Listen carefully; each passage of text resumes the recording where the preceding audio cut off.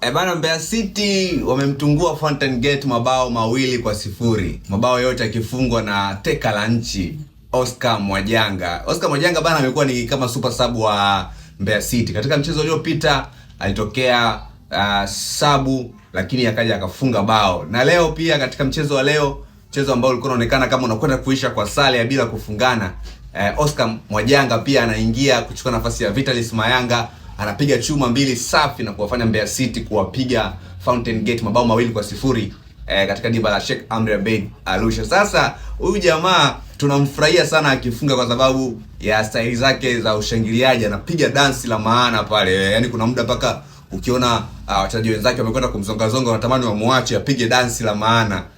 So kafunga bao la kwanza, akapiga dansi moja la maana, lakini pia kapiga bao la pili kapiga dance la maana. Oscar Mwajanga mmoja kati ya mastrika ambao wanavutia sana na style zao za ushangiliaji. Kwa hiyo kapiga chuma 2 so far, michezo 2 amepiga magoli 3. Oscar Mwajanga the dancer. Binafsi na enjoy sana kumuona Oscar Mwajanga akifunga mabao kwa sababu anapiga dance la maana sana. Ndugu yangu James Samuel, sauti ya mamlaka, nadhani atakuwa amefurahi sana kuona striker la nji likipiga bao Oscar Mwajanga.